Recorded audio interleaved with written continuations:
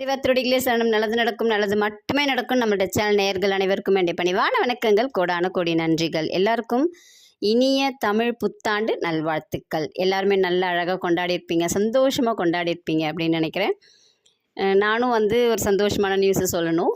என்னென்னா, ஞாயிற்றுக்கிழமை நம்ம திருச்செந்தூர் போயிட்டு திருப்புகழ் செம்மல் அப்படிங்கிற அவார்டு வாங்கிட்டு வந்துட்டோம். ரொம்ப சந்தோஷமாக இருந்துச்சு. அந்த தருணம் வாழ்க்கையில் மறக்கவே முடியாதது. அந்த கோயிலுக்கு போயிட்டு எங்களுக்கு அப்படி ஒரு சந்தோஷம். திருச்செந்தூர் கோயில் ரொம்ப வருஷம் கழித்து போயிருக்கேன். நான் 2 தடவை போயிருக்கேன் இதுக்கு முன்னாடி. ஆனால் அப்போ நான் நாழி கிணத்துலேயும் குளிக்கலை, அப்புறம் கடல்லையும் ரொம்ப நேரம்லாம் நிற்கலை. இந்த தடவை நான் ரொம்ப நேரம் நின்னேன். ஒரு 1/2 மணி நேரத்துக்கு மேலே கடல்லே நின்றுட்டு இருந்தோம் நானும் எங்கள் அக்காவும். ரொம்ப சந்தோஷமாக இருந்துச்சு. அந்த என்ன சொல்கிறது, அது மறக்கவே முடியாது அப்படிங்கிற மாதிரி இருந்துச்சு எனக்கு வாழ்க்கையில். அடுத்து பார்த்தீங்க அப்படின்னா, இன்றைக்கி நம்ம என்ன சொல்ல போகிறோன்னா, இறைவன் மீது, கடவுள் மீது நீங்கள் நம்பிக்கை வைக்கிறீங்கன்னா அந்த நம்பிக்கை என்றைக்காவது ஒரு நாள் நடந்தே தீரும். ஆனால் உங்களுக்கு பொறுமை இருக்கணும். அதற்குரிய வழியை கடவுள் பார்த்து கொள்வார். நீங்கள் நம்பணும்.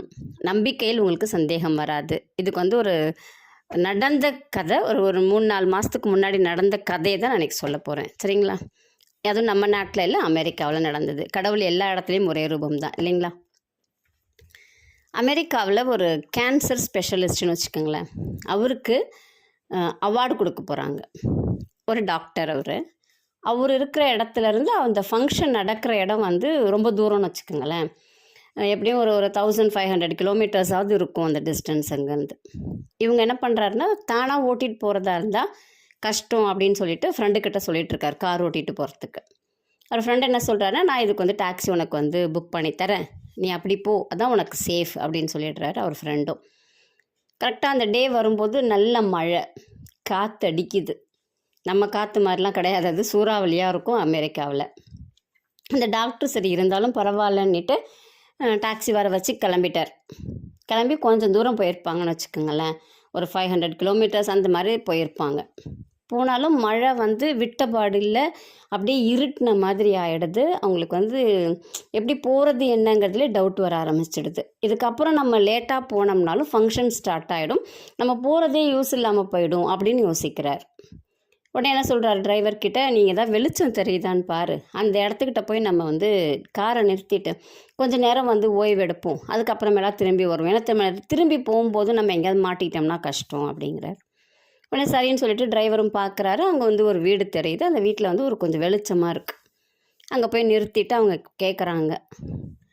அங்கே போய் டோரை தட்டுறாங்க. தட்டினோன்னே அங்கே ஒரு அம்மா திறக்கிறாங்க. திறந்தவங்க என்ன அப்படின்னு கேட்குறாங்க. உடனே இந்த மாதிரி நாங்கள் போனோம், ஒரு ஃபங்க்ஷனுக்காக நாங்கள் வந்தோம், ஆனால் எங்களால் போக முடியல, அதான் இங்கே கொஞ்சம் நேரம் ஓய்வு எடுத்துகிட்டு போகலான்னு வந்தோம் அப்படின்னு சொல்கிறாங்க. சரி உள்ளே வாங்கன்னு சொல்லிவிட்டு அவங்க 2 பேரையும் உள்ளே கூப்பிட்டு உட்கார வச்சுட்டு, நீங்கள் கொஞ்சம் ரெஸ்ட் எடுத்துகிட்டு இருங்க, நான் போய் ஒரு 1/2 மணி நேரம் ப்ரேயர் பண்ணிவிட்டு உங்களுக்கு சூடாக ஏதாவது செஞ்சு தரேன் அப்படின்னு சொல்லிவிட்டு அந்த அம்மா போகிறாங்க. 1/2 மணி நேரம் நீங்கள் ப்ரேயர் பண்ணுவீங்களான்னு அந்த டாக்டர் கேட்குறாரு. டாக்டருக்கு கடவுள் நம்பிக்கை உண்டு, ஆனால் இவ்வளோலாம் ஸ்பெண்ட் பண்ண மாட்டார் அவங்களுக்கு டைம்லாம். அவங்க ஆமாம், நான் டெய்லியும் கிட்டத்தட்ட ஒரு 4 வருஷமாக நான் இந்த மாதிரி தான் ப்ரேயர் பண்ணிகிட்ருக்கேன் அப்படின்னு சொல்கிறேன். சரின்னு சொல்லிவிட்டு டாக்டர் அவர் வேலையை பார்க்குறாரு. அந்த அம்மா போய் ப்ரேயர் பண்ணிவிட்டு நான் ஏதாவது செஞ்சு கொடுக்கணுமா அப்படின்னு கேட்குறதுக்காக வராங்க. அதுக்குள்ளே டாக்டர் என்ன பண்ணுறாரு அப்படின்னா, அவங்க வீடெல்லாம் சுற்றி பார்க்குறாரு. அப்படியே பார்த்தா ஒரு கட்டிலில் ஒரு ஒரு ஒரு இளைஞன் தான், ஆனால் எப்படி இருக்குது அவருடைய தோற்றமாக, கொஞ்சம் வயசான தோற்றமாக அவர் படுத்துகிட்டே இருக்கார். அவரால் ஏஞ்சி உட்காந்து எதுவும் செய்ய முடியல, அந்த மாதிரி ரொம்ப வீக்காக இருக்கிற மாதிரி படுத்துட்ருக்காரு. இவர் பார்க்குறாரு. அவரை பார்த்துட்டு அவரும் இவரை பார்க்குறாரு. ஆனால் அவரால் எதுவுமே பேச முடியல, கம்யூனிகேட் பண்ண முடியல. அந்த மாதிரி ஒரு கிரிட்டிக்கல் ஸ்டேஜில் அந்த பர்சன் படுத்திருக்காங்க. டாக்டர் எல்லாரையும் பார்த்துட்டு அவர் இடத்துல உட்காந்துருக்கார். அப்போ அந்த அம்மா கேட்குறாங்க, உங்களுக்கு என்ன செஞ்சு தரட்டும் நான் அப்படின்னு கேட்குறாங்க. உடனே அவர் என்ன சொல்கிறாருன்னா, நீங்கள் 1/2 மணி நேரம் கடவுள்கிட்ட என்ன ப்ரே பண்ணுவீங்க, தினமும் என்ன ப்ரே பண்ணுவீங்க அப்படின்னு சொல்லிட்டு கேட்குறாரு. அப்போ அவர் சொல்கிறார், அந்த அம்மா சொல்கிறாங்க, என்ன சொல்கிறாங்கன்னா, இவன் என் பையன் கிட்டத்தட்ட ஒரு 5 வருஷமாக அவன் கேன்சர் கூட போராடிட்டுருக்கான். நான் இங்கே தான் காமிச்சிட்ருக்குறோம். இங்கே அந்த அளவுக்கு ட்ரீட்மெண்ட் எங்களுக்கு கிடைக்கல. எல்லோரும் என்ன சொல்கிறாங்கன்னா, இந்த டாக்டர் பேரை தான் சொல்கிறாங்க. சொல்லி அங்கே போனீங்கன்னா சட்டுன்னு ஒரு 6 மாதத்துக்குலாம் க்யூர் பண்ணி நீ உன் பையனை கூப்பிட்டுட்டு வந்துடலான்னு சொல்கிறாங்க. எனக்கு அவங்க யாருன்னு தெரியாது, நாங்கள் இங்கே கூப்பிட்டுட்டு போகும்போது அவங்க அங்கே இருப்பாங்களான்னு தெரியாது, அந்த அளவுக்கு என்னால் செலவு பண்ண முடியுமான்னு எனக்கு தெரியல. ஆனால் நான் கடவுள்கிட்ட அந்த பொறுப்பை ஒப்படைச்சிட்டேன். அதை நினச்சி தான் நான் டெய்லி ப்ரேயர் பண்ணுறேன். அந்த கடவுள் எனக்கு செய்வார் அப்படிங்கிற ஒரு நம்பிக்கையில் தான் நான் இருக்கேன் அப்படின்னு சொல்லிட்டு அவர்கிட்டயே அவருடைய பேரை சொல்கிறாங்க. உடனே அவர் யோசிக்கிறார். யோசிச்சுட்டு நீங்கள் என்ன பேர் சொன்னீங்க அப்படின்னு கேட்குறார். திரும்பவும் அந்த அம்மா அந்த பேரை சொல்கிறாங்க. உடனே அவர் சொல்கிறார், நான் தான் அந்த டாக்டர். நான் இன்றைக்கி நான் அந்த கேன்சருடைய இதுக்காக தான் அவார்டு வாங்கிறதுக்காக நான் போயிட்டுருந்தேன். ஆனால் அது மழை குறுக்கிட்டதுனால நான் உங்கள் வீட்டுக்கு வந்தேன். உங்களுடைய ப்ரேயர் தான் என்னை அந்த ஃபங்க்ஷனுக்கு போக விடாமல் உங்கள் வீட்டுக்கு வர வச்சுது. அப்போ அந்த ஃபங்க்ஷனையும் யார் ஏற்பாடு பண்ணான்னா அந்த கடவுள் தான், நீங்கள் கும்பிட்ட கடவுள் தான் உங்களுக்கு ஏற்பாடு பண்ணி கொடுத்துருக்காங்க அப்படின்னு சொல்லிட்டு அவர் டாக்டர் அந்த அம்மாட்ட சொல்கிறாங்க. அடுத்த நாள் 3 பேருக்குமா சேர்த்து ஃப்ளைட்டில் டிக்கெட் புக் பண்ணுறாரு.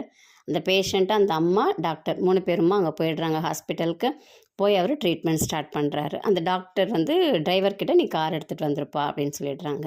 இதுதாங்க கடவுள் நினச்சார் அப்படின்னா உங்களுக்கு பல விதத்துலேயும் உதவுவார்.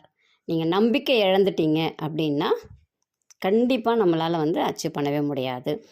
நீங்கள் ஒரு ஒர்க்கை கடவுள்கிட்ட விட்டுட்டீங்க, கடவுள் எனக்கு செய்வார் அப்படிங்கிற ஒரு நம்பிக்கையோடு விட்டுட்டீங்க அப்படின்னா கடவுள் அதுக்குரிய காரண காரியத்தை எல்லாம் தேடி அவரே செய்து முடிப்பார். இது நம்பிக்கை. இந்த நம்பிக்கை இருந்துச்சுன்னா கண்டிப்பாக எல்லாராலையும் எல்லாத்தையும் அச்சீவ் பண்ண முடியும். நம்பிக்கையோடு செய்து பலனடைங்கள். நன்றி, வணக்கம். நல்லதே நடக்கும்.